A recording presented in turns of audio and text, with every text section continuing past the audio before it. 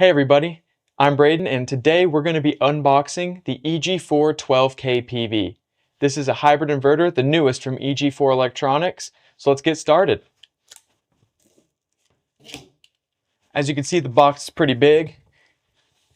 It's a similar size to our 18kPV and similar in appearance as well. Alrighty, here we got, of course, our mounting template. Take a look inside. Got our Wi-Fi dongle. This connects directly to the 12kPV on the side. Also has a serial number and pin that you can use to connect it to the EG4 monitor account. Got our mounting brackets. These are similar to the 18kPV as well, so if you're familiar with that, this is pretty much the same thing. Righty, let's get this big old piece of foam off. Inside, of course, got our manual. This is an abridged quick start guide to actually help you get your system up and running as soon as possible.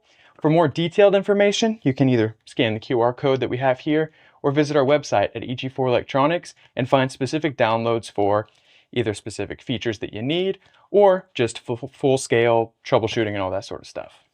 Back here we got a box. Looks like inside here we have our CTs. This is what you will need to hook up for most of the hybrid functionality, selling back, measuring grid power, voltage, all that sort of stuff. So got our CTs here. We have, this is our inverter paralleling cable. So if you get multiple 12kPVs that you want to have in a system, you'll use this cable to connect them all and they'll share data and be able to operate as a single system. This orange cable is our battery comms cable. This is just a simple straight through pinout that connects our EG4 batteries directly to your inverter to allow for closed loop communication. And of course, we have our mounting hardware. We do also include some connectors for the communication cables. If, say, you are using a battery that doesn't have the CAN communications that are straight through, you need to have a specific pinout. We actually include the connectors so that you can make your own cables. Inside here as well is a key, which I think we'll need for opening the wire box. So let's go ahead and set that to the side. Double check, make sure there's no more loose components in here. Doesn't look like that's the case. So let's go ahead and pull this out. Now that we got the 12kPV up here, my knees can take a bit of a break. We have the standard kind of color screen that our 18kPV has as well. There are a lot of similarities in the form factor. Let's go ahead and open the wire box. You'll see that there's actually only two this time. The wire box is a little smaller, giving it a bit more of a compact factor here, but there's still plenty of room to run all the wiring you need and space inside. We actually only have two battery connections as opposed to four on the 18K, so that's one positive, one negative, because there's a whole lot less amperage that's going to be going up and down between that cable. So it has the standard comms board that we have, so you can of course plug in your RSD, auxiliary power supply, generator, dry contacts, and so on and so forth. We also have 4 MPPT inputs here. So that's, well, I guess 8 because you got plus minus for each of them. But there are 2 MPPTs as opposed to 3 with the 18kPV. We have a little transmitter in here as well, so you're still able to get that same benefit using a AP Smart fire safety or a Tigo fire safety, get that rapid shutdown without having to buy that external RSS transmitter. Of course, we also have battery breaker, gen and load breakers here. These are 80 amp breakers. So it's quite a powerful amount of power that can go through the system. Our grid is just lugs here, and our battery breaker is a 250 amp. You see here on the front, we also have a lot of knockouts that are pretty large in size to allow for the cables that you would need to run in because of the amperage that can go through. They'll need some pretty large cables. And then on the sides, we have our DC disconnect here, on and off. A rapid shutdown button, same as the 18kPV, and of course where our Wi-Fi dongle fits in,